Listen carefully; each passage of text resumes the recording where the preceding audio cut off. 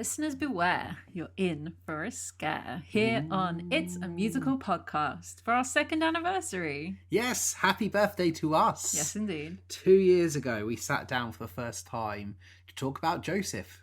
Yes, we sat down for the first time for me to force you to watch the musicals you really should have seen by now. And this is really exciting. I mean, you couldn't get a more different musical than Joseph. Yep. Both inspired from books. Sure. But very, very different. And this one's also really exciting because we're not actually watching a musical. We're simply listening to a musical because we're going to cover... This is a very long-winded title and I love it. Goosebumps, the musical, Phantom of the Auditorium. Yes, indeed. I was never a Goosebumps fan growing up. I loved Goosebumps. I thought they were too scary. Oh. I was a very, very easily scared child. Yeah. Like you wouldn't know from like my tastes now. Mm-hmm. I was very easily spooked as a child, and the idea of Goosebumps, I decided to beware. Yeah. See, I as a child was scared by realistic things. So like I as a kid could not read Jacqueline Wilson books because the things that happened in those books were set in the real world and could actually happen to people. However, I loved a Goosebumps story. We literally are two halves of just one person, aren't we? Yeah, basically. On a side note, non-Goosebumps related, we just happened to watch a TikTok the other day that was like, people who were born in these months, statistically their marriages stand the test of time. Mm-hmm. And we're both like watching anxiously, awkwardly. So the first one's like, January matches up best with March. And you like cheered. We high-fived because that's our birthdays. Yeah. But I don't know much about Goosebumps. I know that in advance of this, we've actually watched the Goosebumps TV episode covering the Phantom of the Auditorium. Yes. Now, the Goosebumps TV series is a little different from the books, obviously, because they made them really short and they cut out a lot of these sort of background characters. They cut out a lot of the additional goings-on that you are treated to in the books. But they kept the main plot and the main storyline. Yes. But it's a very shortened version. So you don't get the whole story in the TV series, but it's still a good time. So yeah, it certainly felt lacking, but I mean, we've listened to this soundtrack and a million times. Yeah, right? I mean, if you're going to have anything as a Goosebumps musical, the Phantom of the Auditorium is perhaps the best shout. Mm-hmm. How this exists without, I guess, infringing on a certain prestigious musical writer's copyright, I don't know. I think the answer to that is fair use. If it is in parody of a thing, then you cannot claim copyright against it. That is the way that YouTubers make commentary videos on movies and things. But it's also interesting because we have the Phantom, we have Raoul, but we don't have Christine. Yes. We have Esmeralda. So is it, again, such a simple change like that? It's not Andrew Lloyd Webber's Phantom of the Opera. Mm-hmm. It's great. And we're going to kind of go bit by bit through the songs on this and talk about them and maybe talk a little bit about how we'd stage them because we've had many discussions in the cars on what we would do. Yes. Do you want to tell me a little bit about the background to this? Well, I'll start with how I got onto this, which was I was having a bath and I got an email that said Goosebumps. I was like, who's emailing me about, what a weird thing to get on an email, who's emailing me about Goosebumps? Because it didn't come to the musical account. No. It came to my artist account. And so I clicked on this email and looked at it, and it basically said, the new Goosebumps musical soundtrack is now available to download. I was like, oh, that's weird. I didn't know there was a Goosebumps musical. So I clicked on Spotify, I opened it up. It's like, oh, Phantom of the Auditorium. That's hilarious. I liked that one. And listened to the whole soundtrack, which meant I was sat in the bath for like another hour and a half, all the way through.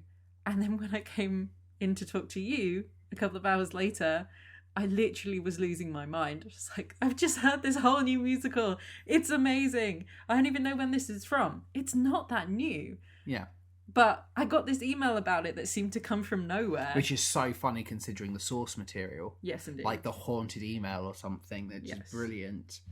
So the musical was initially co-commissioned by First Stage Children's Theatre and Oregon Children's Theatre, and it had premiere productions in fall of 2016 in Milwaukee, Wisconsin, and Oregon.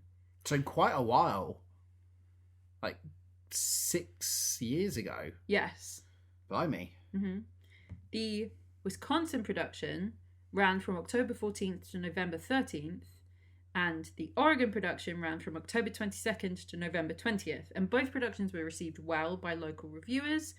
It was also performed by the Roanoke Children's Theatre in Virginia from 2017 to 2018 in their season of shows at that time. It's since been produced by a lot of other theatres around the country, mostly aimed at school groups and young children's companies to come and watch. Which is a great show for that, considering how young a cast you've got. But there's never been any talk of it going Broadway, off-Broadway or anything like that. No.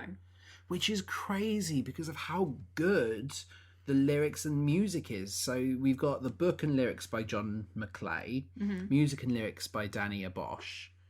They're so clever, and legitimately I would argue that 3090 has probably been surpassed as my most listened to song of 2022 by The Story of the Phantom. Yeah. Because I think that song is incredible. Mm-hmm. And it does very, very much shock me that this hasn't kind of been bigger. And maybe they're hoping to and pushing to because of the cast they've got attached to this studio recording. So I'm just going to read some names and you will see the level of commitment put behind making this as good as it can be. So you've got Christina Alabado, who was Gretchen in Mean Girls. Noah Galvin, who was Dear in Dear Evan Hansen. Yes, indeed. And Will Rowland. They were the original Jared in Dear Evan Hansen, but was also Jeremy here in Be More Chill. Yes. You've got Alex Brightman. Yep. Which is great casting.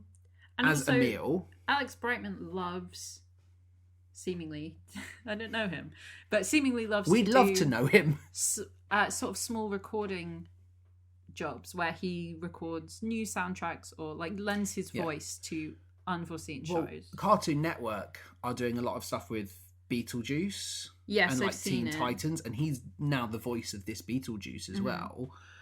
You've got Cheryl Lee Ralph, who was in Dreamgirls, and also we saw when we watched Sister Act 2. Yes, was also Rita in Oliver and Company. Cool. And we have Stephanie Styles, who was in Kiss Me Kate. Yeah. So you've got a phenomenal cast attached to this studio recording, which...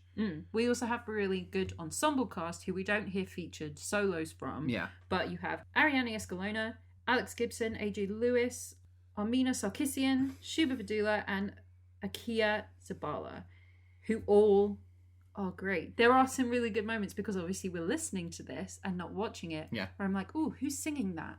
And it's an ensemble member, and I'm like, I want to hear more from them, which is always fun and interesting. The other really fun thing about this is you actually have a cameo from R.L. Stine. Yes. Who is on the soundtrack, which is phenomenal. And they've repurposed the principal of this high school as Principal Stine, which I think is the best kind of homage. You know, if they were to do a musical, I guess, of Roald Dahl's works, not just like Charlie and the Chocolate Factory, but a universe where they all collided. Like a Seussical style, yeah. You would want a reference or a character, you know, in the same fashion, like without making it that this is Roald Dahl's works, you'd want it to be like Mr. Dahl, you know, who's the man who runs the corner shop, you know? Something like that. Something like that. And I think having this tongue-in-cheek reference to Principal Stine is fantastic. And actually to hear his voice. We've watched the first Goosebumps movie. Yes, we haven't watched the second one. No, but he is in both of them. Yes. because Jack Black plays R.L. Stine, but R.L. does rock up as a teacher in the first one, and then I think he's in been the second promoted one as to well. principal since then. Yes. So yeah, I was really excited to listen to this one because you played a few of the songs in the car, and I got hooked, and I was like, "What is this?" And you told me it's that Goosebumps musical. It's the thing, when I want to introduce Danny to a musical that we won't be able to go and see yet, I play it when I drive, which is very rare. I don't often drive, but I put 3 of the songs on from this, and there was one of them that we will get to that you were immediately in love with. Yes. Absolutely. And we're going to go through them, I guess, a bit by bit, and we're just going to talk through them. There are some instrumentals that we won't focus too much upon, but we're going to go through song by song, kind of thoughts on them, what we like about them. And if you want to listen along or listen to the soundtrack before we talk about them, so you know what we're talking about, that'd be great. Go listen to it on Spotify or Amazon. Or on the Goosebumps website. You can actually go to goosebumpsthemusical.com. It has all the songs and the lyrics. Yeah, and download this because I would love for this to be made into an actual musical. Yeah, absolutely. I'm obsessed. So we start with Goosebumps. Yes. Which is such a great song. Mm-hmm.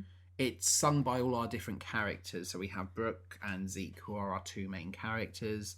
But you also have Miss Walker, who shows up. You have Tina. You have Brian show up. You have Emil. So all these different characters we're going to get to know. They introduce it to us. As well as all the ensemble. And it's very meta, which this whole show is very meta. But because it references other things from Goosebumps, you know, so I don't know much about Goosebumps, but I know Slappy the Dummy. Mm-hmm. And one of my favourite lines is Emil, which is Alex Brightman. He sings, "Does a demon like Dummy make you scream in delight?" Yeah, that's a good one. And like, you've got some nice things. You've got, "Do you begin to burst when cameras might be cursed?" Yep, that's a good one. See deadly gnomes in dreams. Yep.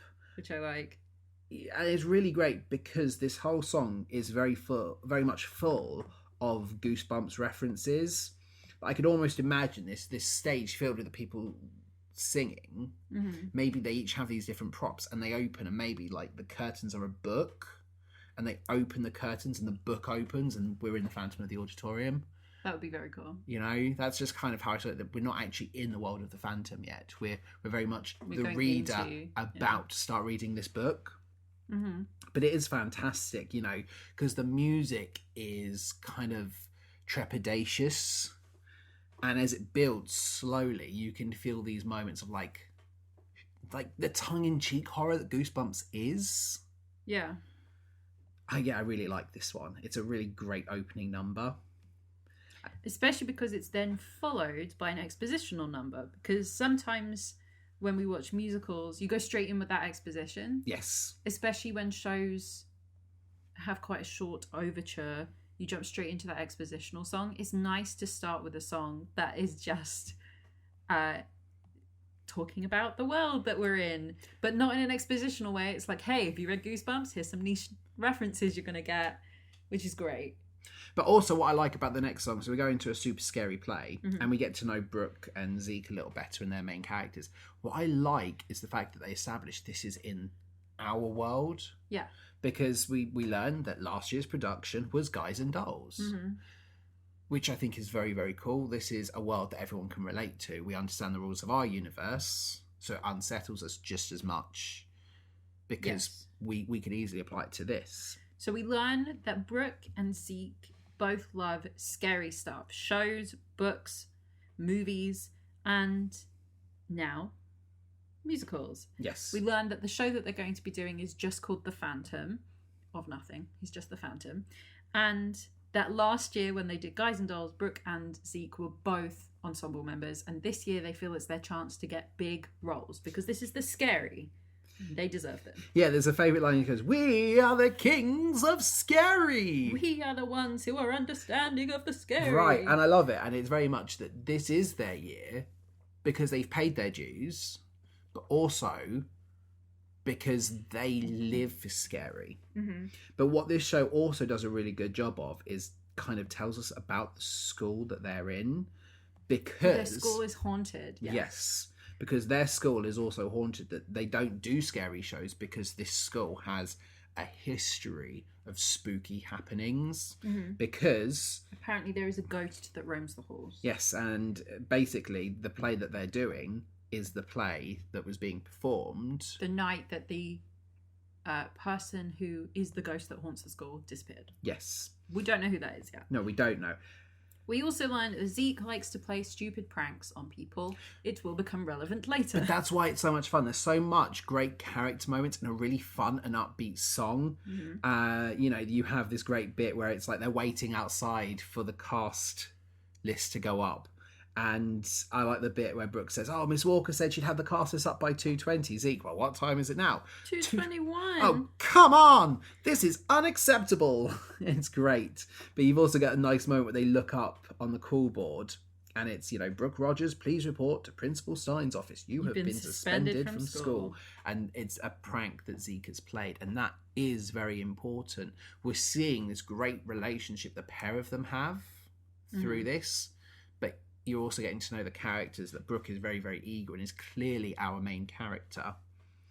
And there's some really nice moments here for like the ensemble work. Yes, because while they're all singing about this is our time and our day, we're finally doing a show, and in the background the teacher, Miss Walker, has already put up the sign of the cast list, and nobody's noticed, and so she has to say to them, "Does anybody know what they're playing?" Yeah. There's also some good exposition. You know, Brooke and Zeke have been best friends since kindergarten. They are practically family. Yeah. Which throws, you know, gives us the kind of route into one of my favourite jokes later on.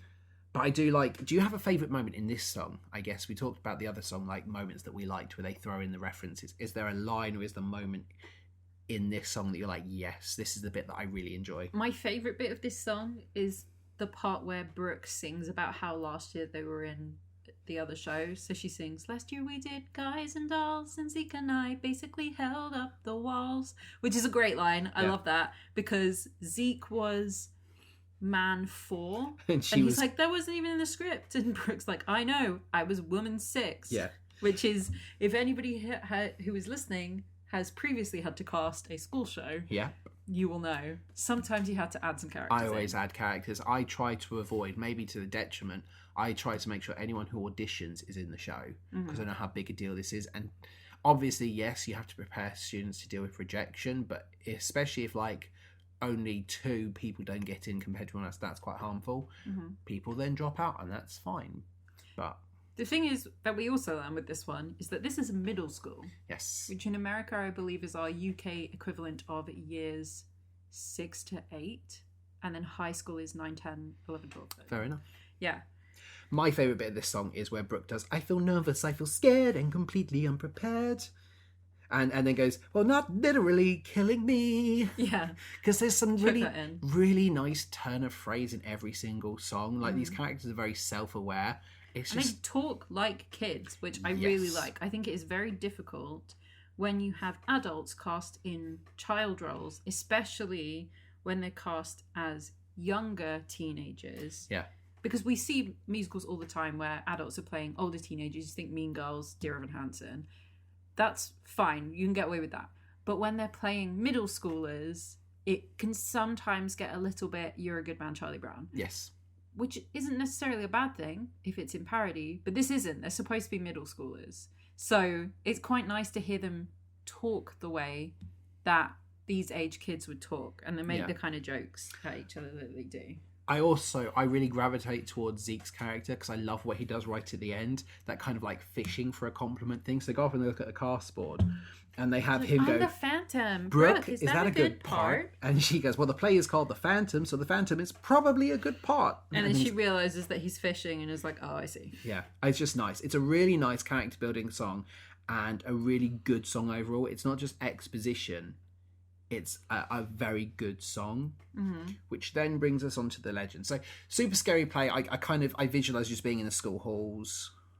I would imagine it's either in the corridor outside of the drama room or the theatre. And you just have the hustle bustle, people in the background looking, celebrating or just looking disappointed, and kind of pointing out those that they haven't even realised yet. Yes. Now, Zeke has mentioned a character in the previous song called Tina, and he says, I hear if Tina doesn't get the lead role, she might lose it, like actually lose it. Yeah. Tina will show up in The Legend, but I love the idea of having her in the background of this, because Tina's very talented, and she's cast as Brooke's understudy for the role of Esmeralda. But you'd imagine she was probably the lead in Guys and Dolls. She definitely was. Yeah. And she is very... What's the word I want? High-strung? I think that's the kind way to say it. So I love the idea that in the background she sees on the list that she's the understudy, and she like freaks out while everybody else is singing. I want that visual in the background of her freaking out and her friends having to console her, like, are looking at you like, oh my God. No. Like, almost that they look to the audience like devastated first before she turns, and she, you know, the way she walks up is really like I know I'm going to be the main role. And she just comes and she just turns, and you have this moment of like laughter in the background, but again, like Zeke and Brooke are just so oblivious to what's going on. So, what is the legend of the school? So the legend essentially is that there is a ghost in this school because 7 years ago, a boy found a script in the basement called The Phantom. They went to perform it, and on opening night, the Phantom fell through a trapdoor and died. Yes. And they were told but they don't know that. Do they not? No, we're told that later on by another character. But what they actually hear happened is... So Miss Walker is our teacher in the present, but it was her grandmother, who was the teacher at the time, who was running the theatre department. And the boy who was supposed to be playing the Phantom could not be found. Yes, so the show vanished. was cancelled before it even started. It was shut down, and the boy playing the Phantom had completely vanished, and nobody knew where he went, and he was never seen again. Yeah, and the principal closed the production, demanded the script's destruction, but obviously one survived because Miss Walker kept it hidden. And I like the bit where it's like, and when she died, it was found beside a mask and rose. Or so the legend goes. Yes. All of these songs have a really good pace to them. Obviously, they're quite upbeat anyway, but it's not just that. It's that it feels like you're being moved along in the plot, which is really nice.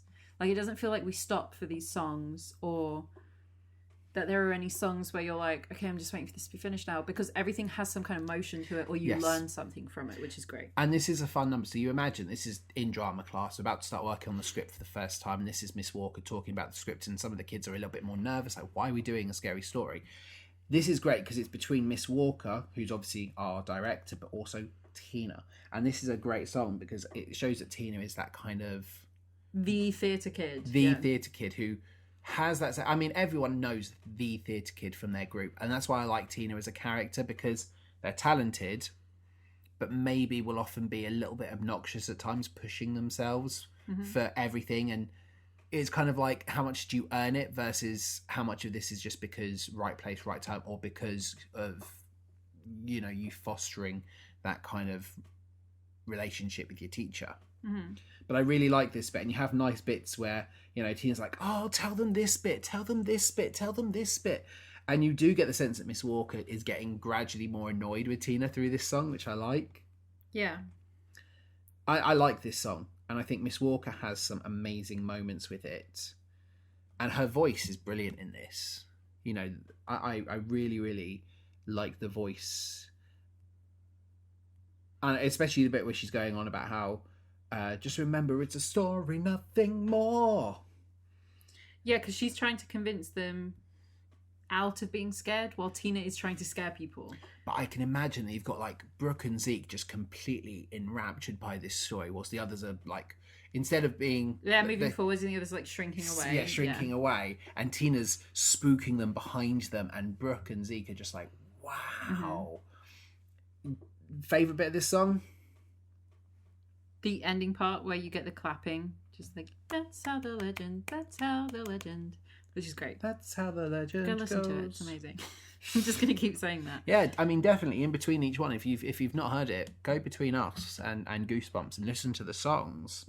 Now, between this song and the next song, which is called Watch Your Step, this is the first instance on the soundtrack where you're like, okay, there's definitely a big scene in between this. Yes. Because you should have the first rehearsal where everybody gets their script and we're reading through it for the first time. And then Miss Walker shows them the trapdoor that they will use for the Phantom. And she tells them that this was the trapdoor that was supposed to be used when the school last did the show.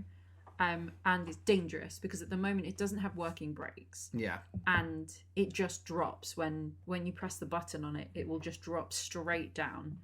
And you could get very hurt. So don't touch it. It's getting fixed and it will be ready for when the show is actually Which I can imagine on. a nice spotlight on the trapdoor. Nice square spotlight. Yeah. Because what you don't need in this show is an actual trapdoor. No.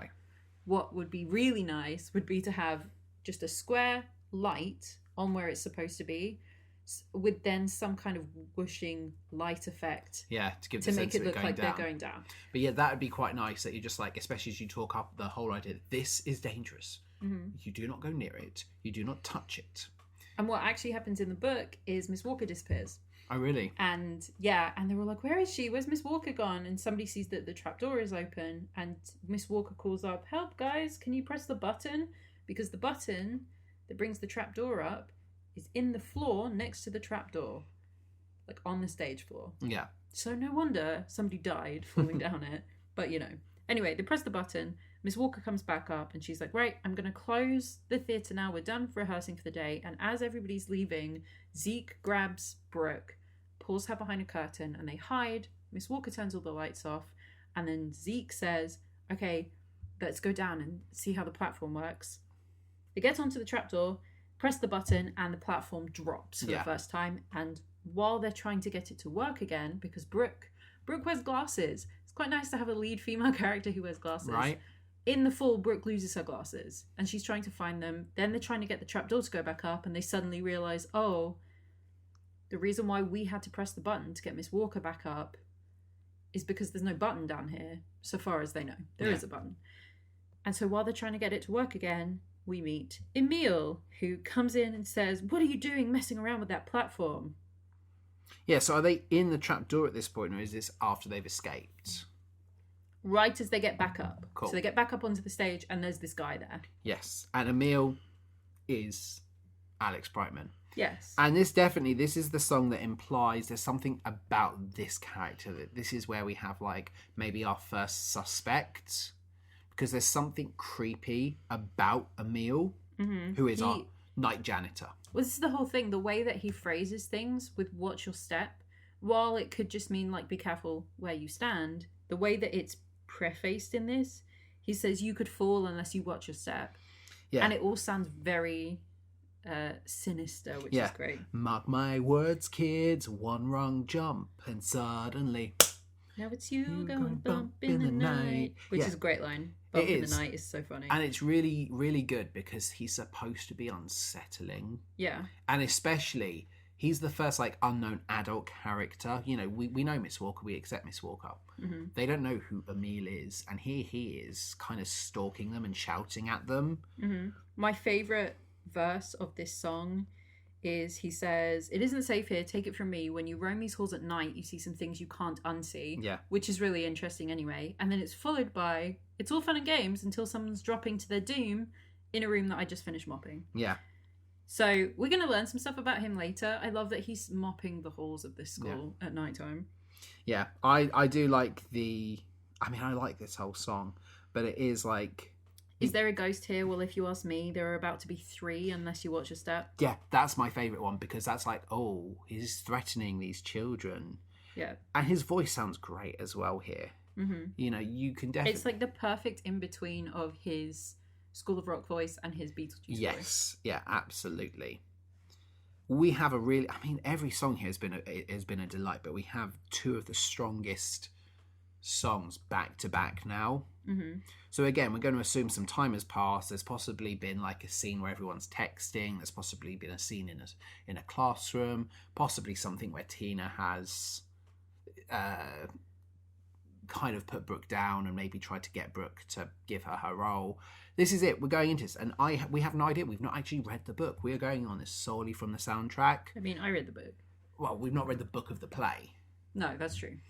So we don't know what scenes are there. We just make assumptions for our leaps. But we go to Babbling Brook, where we're now back in, I guess, either drama class or play rehearsals. Mm-hmm. We love play rehearsals because they're the best. Yes. So, I now have the book in front of me. Oh, nice. At the end of Watch Your Step, Emil stands on the trapdoor and pulls the lever, and he goes down. Which we need to have as a visual. We need to see him go down there as the lights fade as he goes down. Yeah. Simply because, why is he going down there? If he's telling him it's dangerous. Right. Yeah. So, the next day at school, Brooke finds a mask in her locker with a note that says, "Stay away from my home sweet home." It's one of Zeke's practical jokes, she assumes. Yes. And so she's like, "Oh, nice try, Zeke." He doesn't know what she's talking about. She tells him to go away and goes on her way to drama class. Well, there's a cute boy sitting in her chair. Yep. And I love this song. And we sing this one a lot to each other. Yep. It's really great. I just love the opening that, hello. Hello. You're in my chair. No, this is my chair. Excuse me. Yep. Oh, I'm sorry. I thought Miss Walker said sit anywhere. Yep. Love that she gets him to move seats. I think it's so funny. But at the same time, she's gone in, been really assertive. Like, this is my seat. I sit next to my best friend Zeke. But actually, there's a spare chair next to me because you're kind of cute and I'd like you to sit next to me, if that's okay. And I just really like the dynamic in this song where it's like that first crush type thing where she's like, oh, and all, I mean, it's called Babbling Brooke.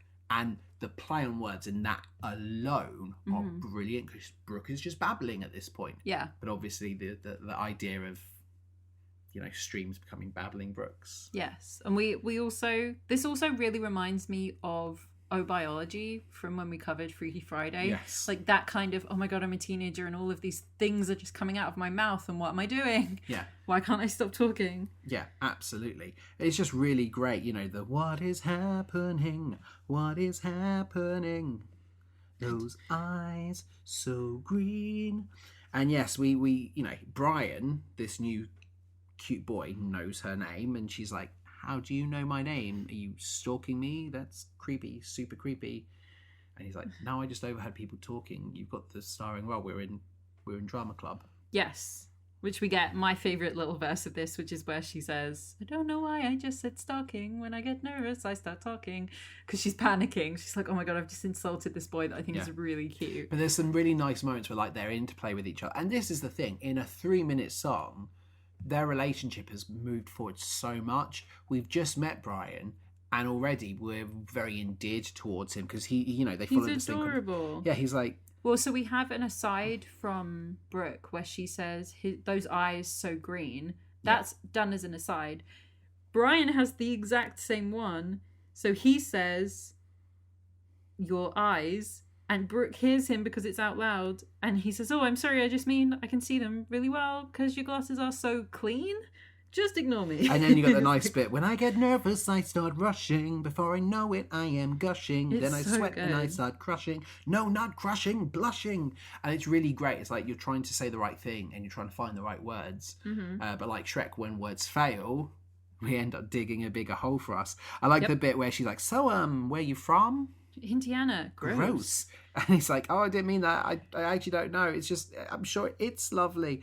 It's a really nice song. And you're like, oh, these two are perfect for each other. Especially because Brooke's really confident up until this point. Yes. Script and song-wise, she's not really had anything where she's like, oh, I'm worried about this. Because she's the one that says to Zeke, come on, we're going to do this show. We're going to be the leads.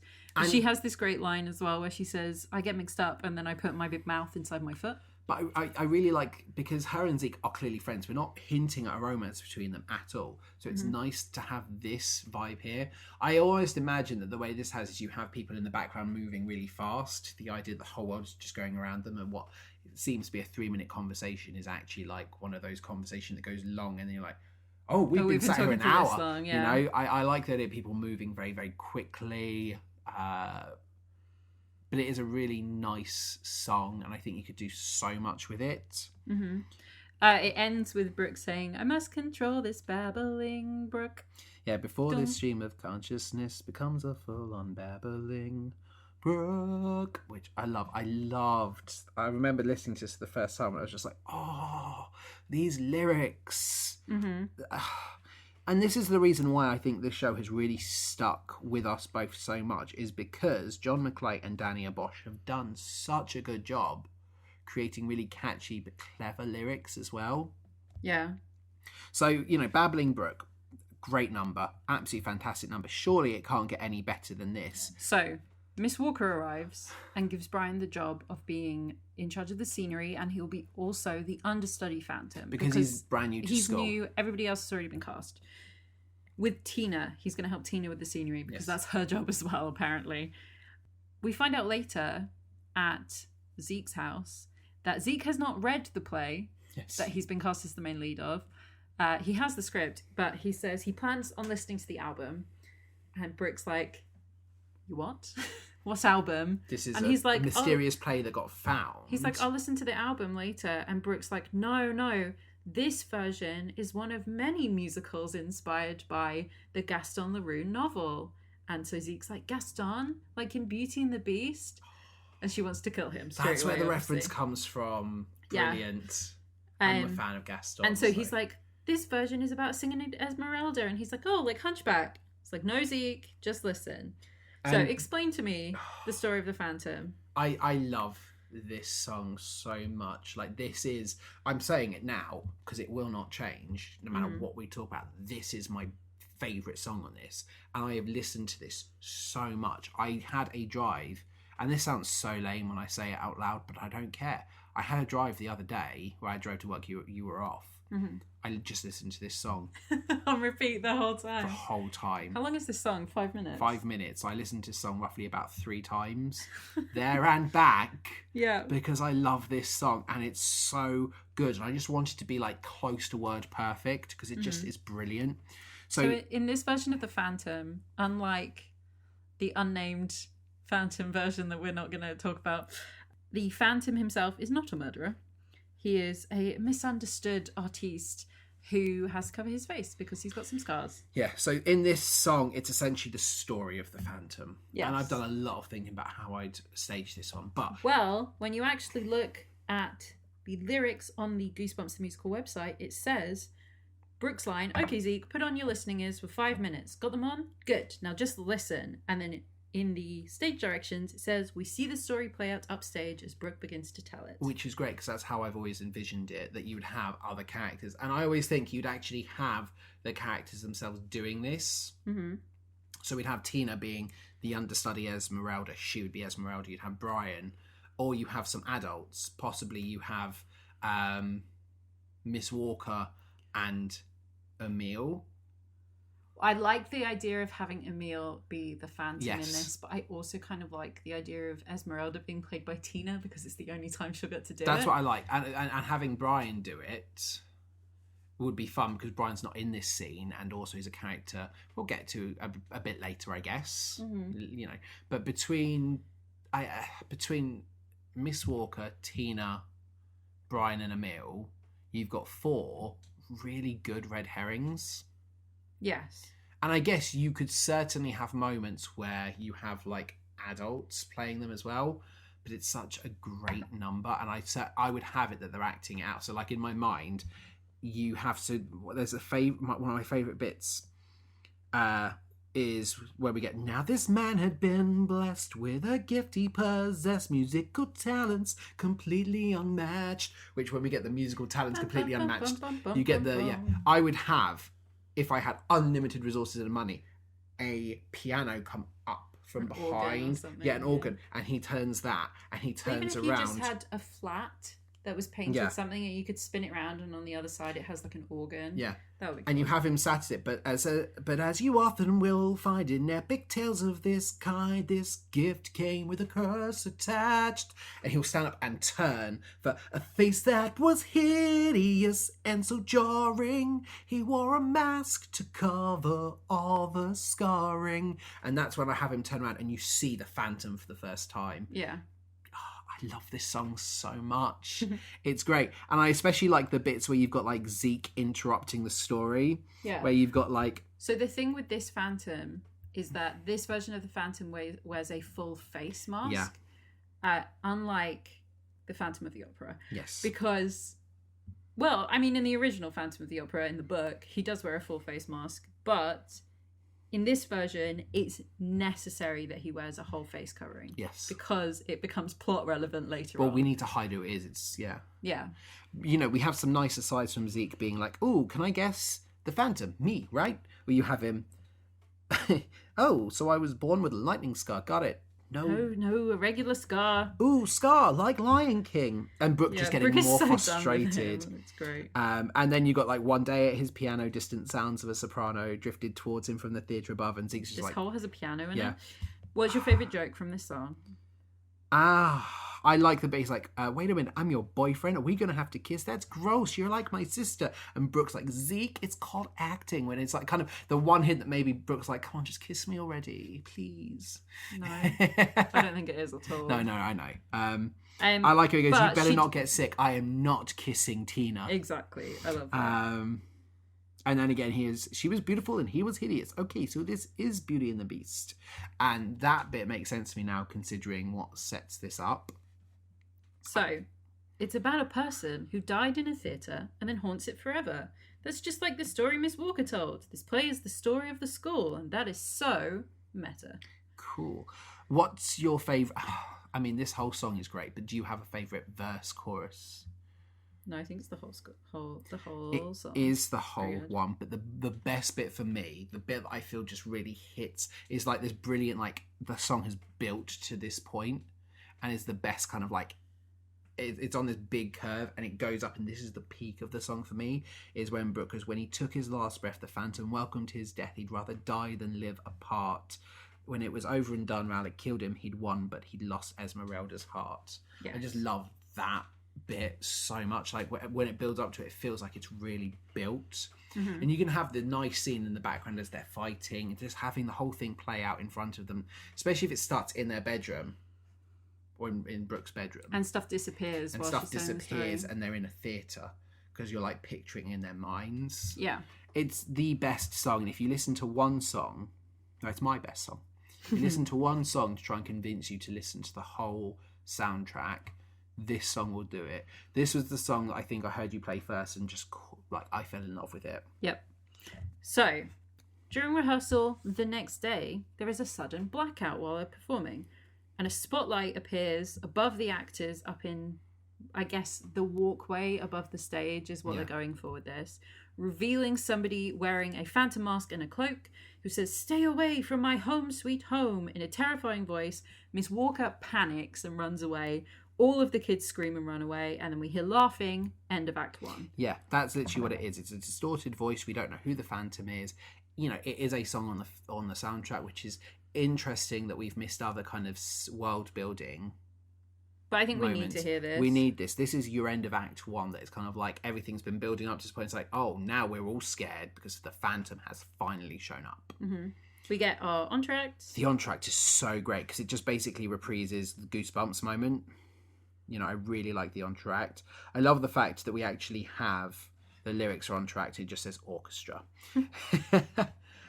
And then we have Is Somebody Down There, which is another... So the end of the entr'acte is supposed to sound like funeral bells and ghostly spirits and things. Yeah. Like we get a bit with a violin where it's just like doo-doo, and it's just going in and out. Brooke tells Zeke he didn't scare her with her prank at rehearsal yesterday. Zeke is like, I wasn't here. I was at the dentist's yesterday. I wasn't at rehearsal. But was he really? Zeke just giggles and flashes a toothy grin before running off. So we're not sure if it was Zeke that was pretending to be the Phantom. Brooke was really freaked out. And then we get my favourite line in the script, which is, always happy to provide help that nobody asked for. Tina feeds Brooke her next line. Is somebody down there? And then we go into this song. Yeah, that's your line. I know, it's just, and then the Phantom appears. Mm-hmm. And Miss Walker is like very close, Brooke, but the line is somebody down there. Tina being in the background, that wasn't close at all. Yeah. And yeah, she sees the Phantom, and again we get the lights flickering, the Phantom. I'm loving these descriptions. Like, these are just adding so much more to me. The Phantom swings down on a rope and speaks directly to Brooke. We know who the Phantom has to be at this point. Do we? It's got to be Alex Brightman in this role at this point. Yeah, Emil. So Emil is our Phantom, and it has to be Emil at this point playing this role. So it has to be Alex Brighton Absolutely. swinging in from a rope. Because what is supposed to happen is he swings down from the rope and advances on Brooke. Yes. And she freaks out. She ends up falling to the floor. The lights flicker. He disappears because he goes down the trapdoor. Yes. But obviously we don't need to see that. And Brian rushes over to Brooke and she's fainted. And then when she comes to, she's really cold and pale. So she's out for the next couple of days. Yeah, understandably so, which leads to, I think, your favourite song in this show. Yes, we got Understudy Buddy, which again, because I haven't really read through the script of this yet, there's some absolute gold in here.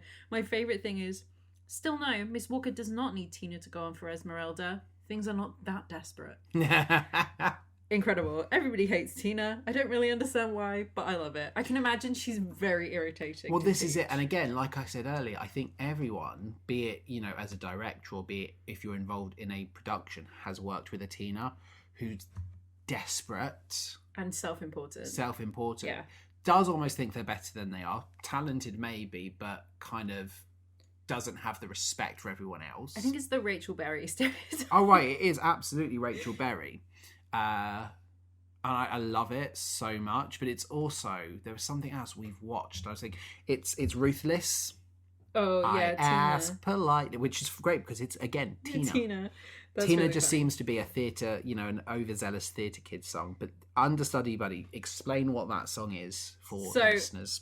Tina rings Brooke while she's at home to basically tell her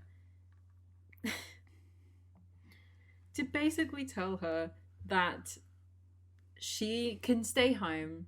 She's not ready to do this show if she's going to get scared by little things like being attacked by random men. Yeah. And that Tina can absolutely stand in for her because she knows all of her lines already. And yeah, because there's a great line. She's like, I already know. I'm just kidding. I obviously know all of your lines. Mm-hmm. Oh, we get, so take all the time you need, like a week or a month or a year or the rest of your life. Just kidding. Which is great.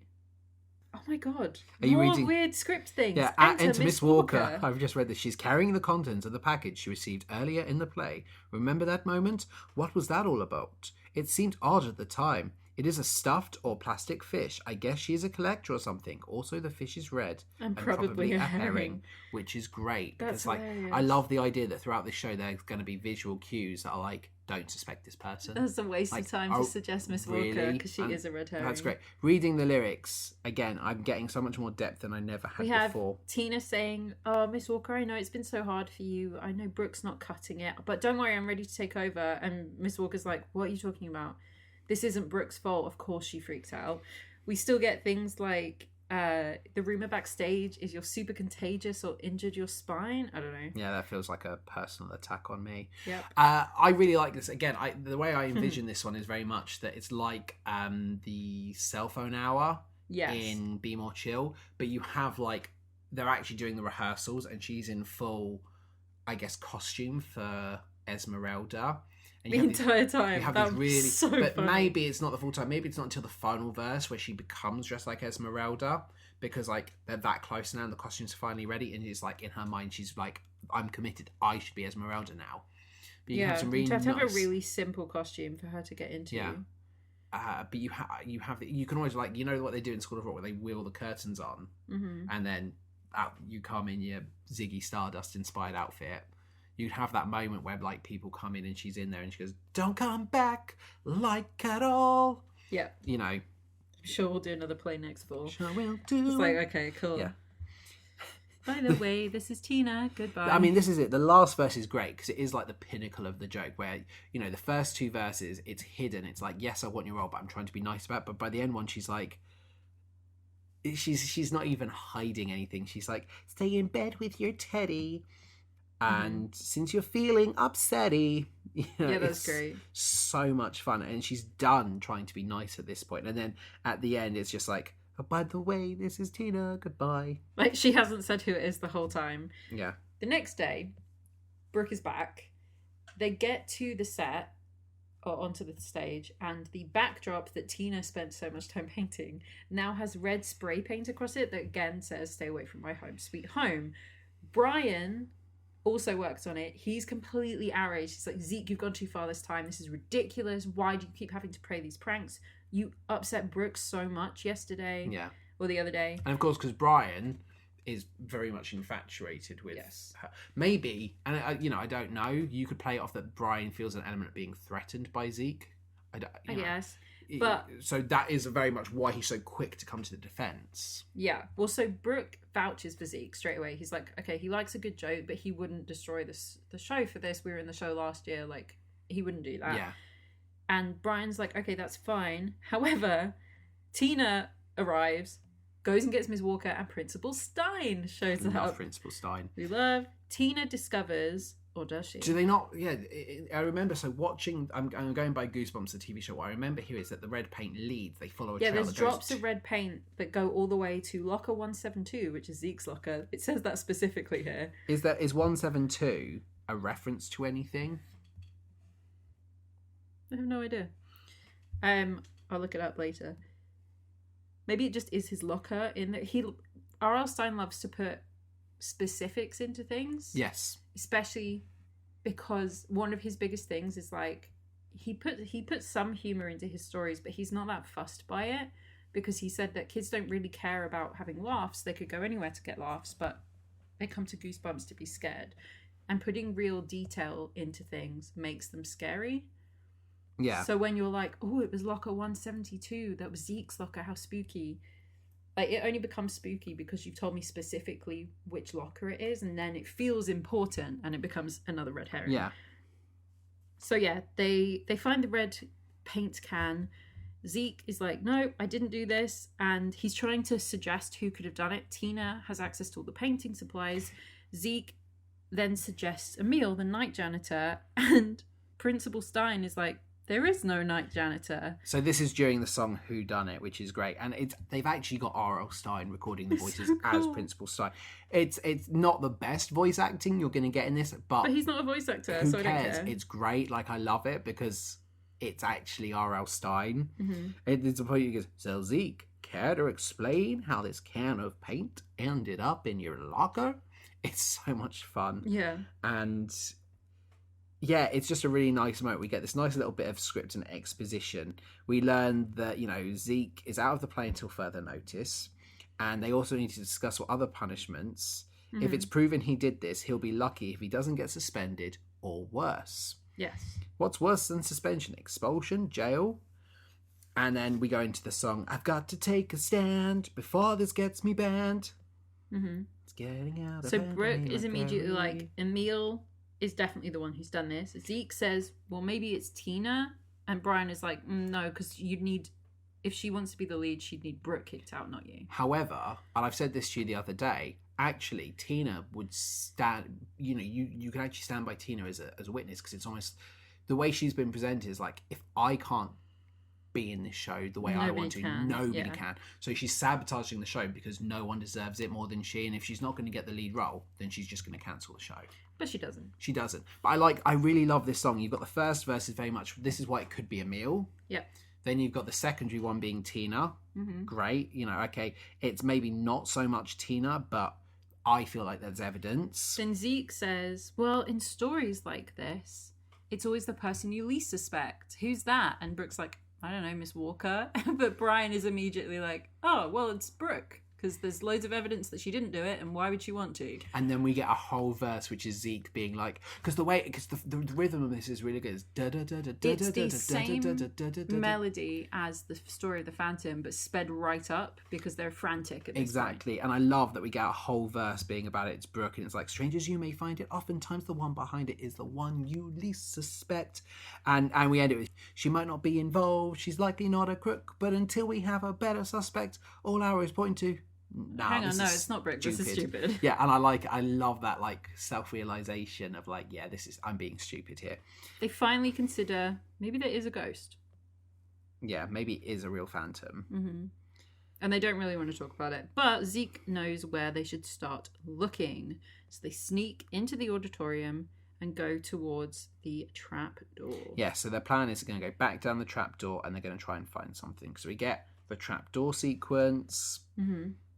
Which is nice. Again, not a song, but very much just some nice exposition, which I think the soundtrack does a really good job of the really important moments that you need to know. Yeah. It tells you. And then we go to My Home Sweet Home. We've heard those words. Stay away from my home sweet home. Yes. So you want to explain why Emil's here? Emil is not a night janitor. Emil lost his job, couldn't afford to pay his rent, so he lost his home. He had no money to his name. He was homeless. So he thought he'd hide in the tunnels under the school until he could get back on his feet. And he stayed out of everyone's way. He was just keeping himself to himself until the kids ruined it with the play, and he's trying to keep them away from them. And this song is really, really good because you feel really bad for him. It's like you've been like, oh, it's him. It's absolutely him. And whilst, yes, he is the phantom we have seen thus far, he means no harm because all he wants to do is just get the play cancelled so he can continue living discreetly. And I love the bit the song ends. You know, he's like, but it's my home sweet home, and it's all that I got. And then he says, now what am I going to do with you? Can't have you telling people I'm down here. And Zeke's like terrified, saying, we won't tell a soul. And Emil just goes, no, I don't imagine you will. And of course, what's great about this, that line from a youngster's perspective is, oh no, this unhinged, homeless man that nobody knows is down here is going to kill us. Yeah, I love that line though. And you get them running away. And he's like, come back. I didn't mean it like that. Yeah, and I love it. And it's just a really, really fun moment. I'm loving reading these stage directions as well. So the kids don't catch him, basically. Yeah. Yeah, because you've got like Brian falling behind, Brooke freezes in horror, Zeke's unsure whether to keep running or turn back. He continues running towards the elevator while Brooke runs back to help Brian. Zeke reaches the platform, followed by Brooke, who helps Brian along. Zeke tries to pull the lever, it won't budge, they get terrified. Brooke fears that Emil is catching up, the lever still won't budge. Finally, it goes out, they made it. Blackout. Again, I can imagine, especially you have this nice moment where like there's no lights except like this trapdoor sequence. Yes. And you hear noises. And you just suddenly see the light shifting, getting brighter as you come up and out. So they tell Miss Walker what they found down there, and she tells Mr. Stine. She tells Professor Stine. Principal Stine. And, yeah, whatever. I'm going to get it wrong every time. She tells him, and they go down and they search, and then they come back, and Miss Walker tells the kids, look, we didn't find any sign that anyone was living down there. But you all have exactly the same story, so I believe you. Yes. And they were all, like, freaked out. Then we go into opening night. And which song does this one reprise? It's a super scary play. Yeah. Which is great. I love just the fact it's an instrumental version of Super Scary Play. So you have mad, chaotic energy of opening night. As students enter and exit the backstage area, one student does a series of large physical and vocal warm-ups. Awesome. 2 students practice their sword fighting and fake deaths really badly because they're middle schoolers. And eventually Tina, as the stage manager, enters, stops everybody and gives them their 5-minute call. Yeah. Thank you, 5. I like this song. It's a nice, simple instrumental, which I think is fun. And then we have One Last Goal, another instrumental. But this is where Zeke is knocked out. Yes. So Zeke is backstage. He wanders backstage in his phantom costume, and then somebody else in a phantom costume comes in unseen, knocks Zeke out, and drags him off stage. Now, here's what I think will be interesting, is because you will know that this is not the same Phantom that we've seen before. Because if you've had Alex Brightman playing the Phantom, this Phantom, Alex Brightman, but at this point we know Emil is a red herring. Emil isn't doing anything. It's not Emil, and especially when we see our real Phantom at this point, they are going to be smaller. Yeah. So I like the idea there that the audience is saying, what's going on here? And then we have the performance. So one of this the is things, another instrumental. Yeah, one of the things I like about being called One Last Goal is that's actually lyrics in the story of the Phantom, is they say, depending who he had one last goal. So the performance begins. Brooke enters as Esmeralda. Esmeralda's father, Carlo, warns her to be careful. There's a Phantom who haunts the theatre. And she's like, I don't care. You're trying to scare me. Miss Walker is watching everything from off stage, so you can see her like peering around the curtains and watching it, which I think is really cute as an idea. Her dream is realised. Finally, it's the moment you've all been waiting for. The Phantom enters in a mass of fog. Applause from the audience. Brooke takes his hand, leads him through the fog, and when she turns to face him, she panics because she realizes it's not Zeke. So this version of the mask is supposed to have glowing green eyes behind it. Those eyes, so green. Yes.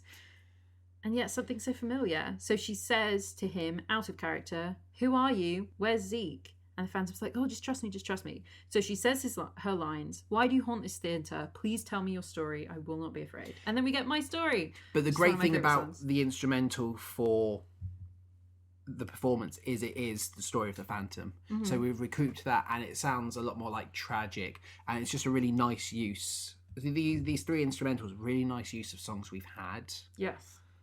With lots of acting-y stuff going on over the top. You really like My Story. I love this song. This song makes me sad.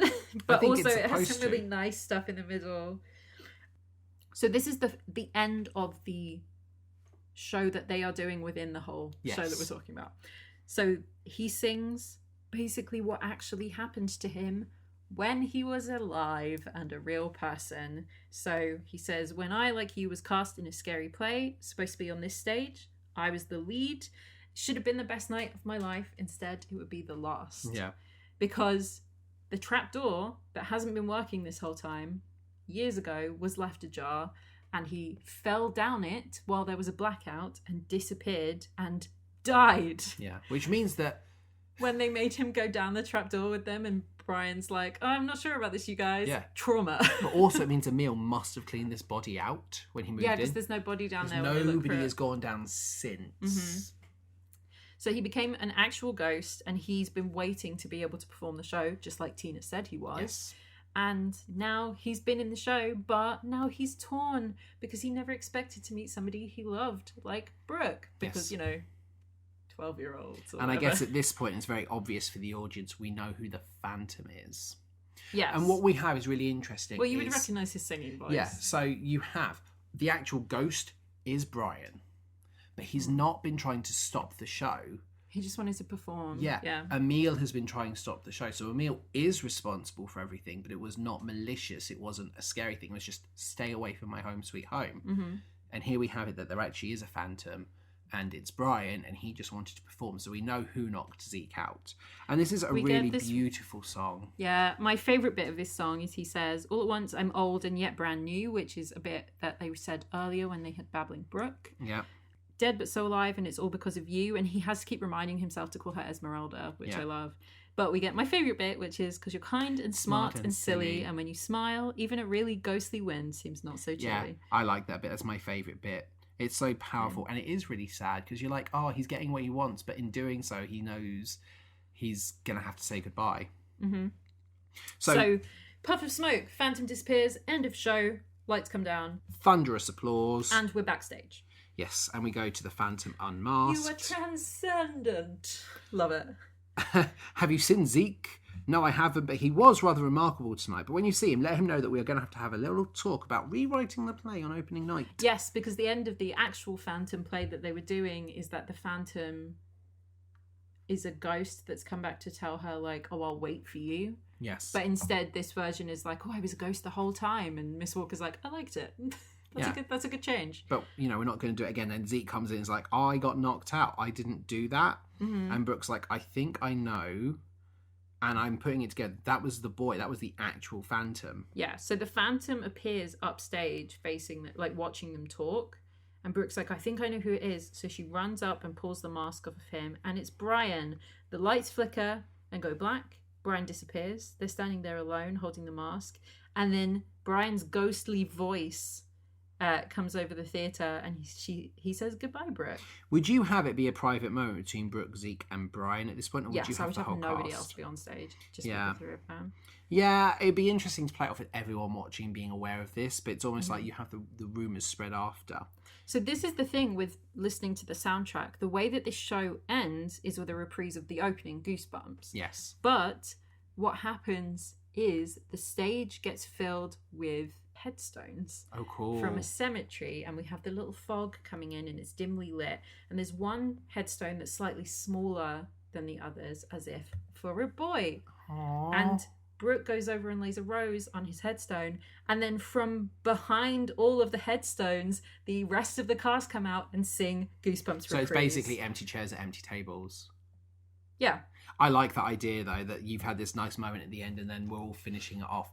And especially because we got the idea in my head, they're not singing it the first time, this Welcome Us to the World, but now it's that reprise of the song to be like, we're closing the book on this now. It's like they're singing the song. And we get my favourite bit of this Goosebumps song, which doesn't happen in the opening and only happens in this version, which is that R.L. Stine says, "So follow if you dare, and all who do, beware." Yeah. I do really like the whole Goosebumps. It's like, goosebumps, goosebumps. You're covered head to toe in goosebumps. Obsessed. Incredible. Yeah, and having R.L. Stine do the whole, but all who do beware is really, really fun. Mm-hmm. And gives you goosebumps in the night.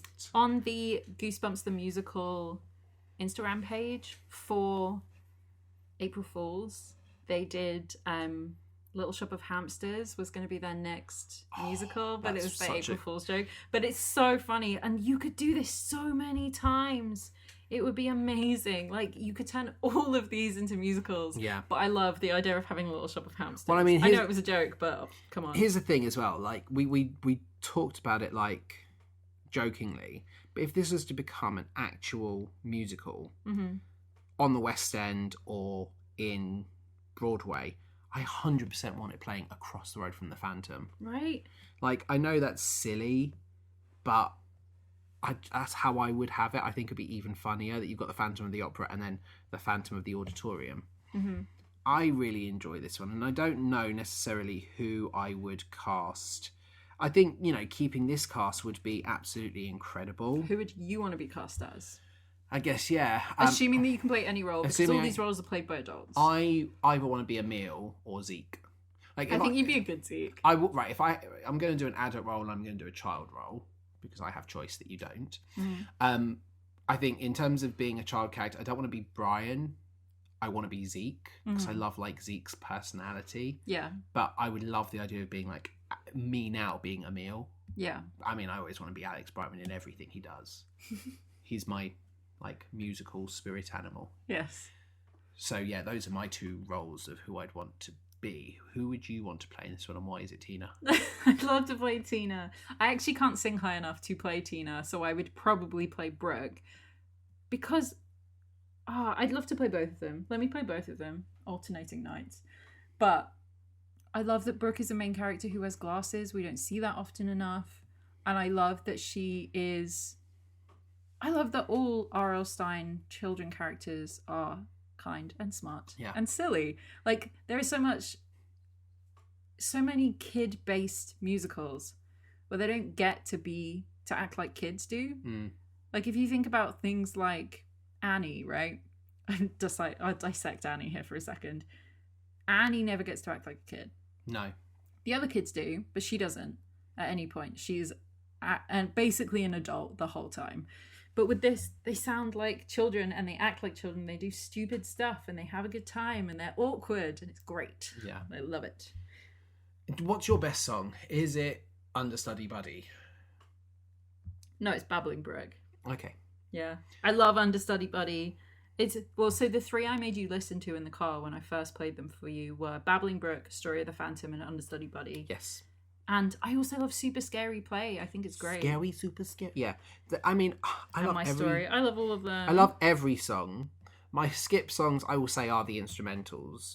Like Opening Night, One Last Goal, the performance. They're great. But if we're running out of time and we're close to the end of our drive, I will skip those three so we can get to My Story and Goosebumps. My best song is The Story of the Phantom. Yeah. But it's followed by, like you say, Babbling Brooke, A Super Scary Play, The Legend. They're all really good songs. I don't want to skip any of them. Yeah. But for me, The Story of the Phantom is head and shoulders above the rest. This is the best song in it. And again, beautiful lyrics, beautiful music to it. It's brilliant. Yeah. Do you have a skip song? I mean, no. Outside of the instrumentals, which we listen to, but when we want to sing in the car. Yeah. So, I don't think I skip any of them. No, listen me to all either. of them. I listened to this whole soundtrack all the way Yeah. through over and over and over again. Exactly. Who Done It is such an underrated song as well. Like, it's so much fun.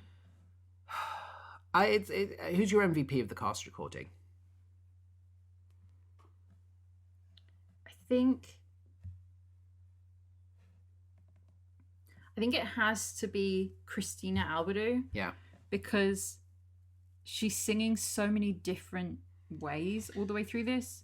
She's got a great mix just generally, but she goes from being really charactery to really sweet ingenue type to singing the Phantom and having to get all the way through that song and breathe at the same time. She's amazing. She's a powerhouse. And she's my MVP as well, because like Babbling Brooke, The Story of the Phantom, Scary Play are all very different songs and very quick in succession. Like Act 1 is going to exhaust her. She doesn't do much singing in Act 2, so she gets a nice little respite. Yeah. But she's absolutely my MVP. What's your star rating? 5 stars. It's 5 stars from me as well. And obviously this is just a soundtrack. You know, it's difficult because what would we rate it, putting the whole play into context?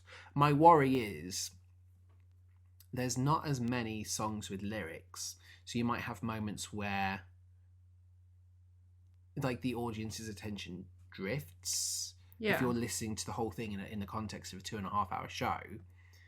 But who's to say? I don't know what the book will have, and I don't know what it's like in performance. But certainly, based on the merit of this, we're reviewing the soundtrack. It's 5 stars, easy, because we have listened to it pretty much non-stop for well over a month now, and I'm still not bored of it. I've really enjoyed talking about Goosebumps the Musical with you. Me too. This is the best way to celebrate 2 years. It literally is a show that we're obsessed with. Like, we could have saved this for Phantom Week. Do you want to tell me what we're planning? Seeing as Phantom Week is 3 weeks away, you haven't actually told me what we're going to do for Phantom Week yet. What are we going to watch for Phantom Week? So this year for Phantom Week, we are watching The Phantom of the Megaplex. Fantastic. It'll be great. And is it going to be very much in the same vein as The Phantom of the Auditorium? Great. Then I am very, very excited. Before we sign off, I touched on it with Singing in the Rain, but thank you to everyone who has been part of this 2-year journey. I didn't think it would last 2 years. I've said it before, I thought we'd run out of musicals very, very quickly. And here we are discovering new musicals, or just musicals I didn't even know existed. Yeah. And I think, you know... Do you remember when we started this and you said, oh, we'll be done in a couple of weeks? Yeah, I did. I pitched to do it like once every 2 weeks because we'll be done otherwise.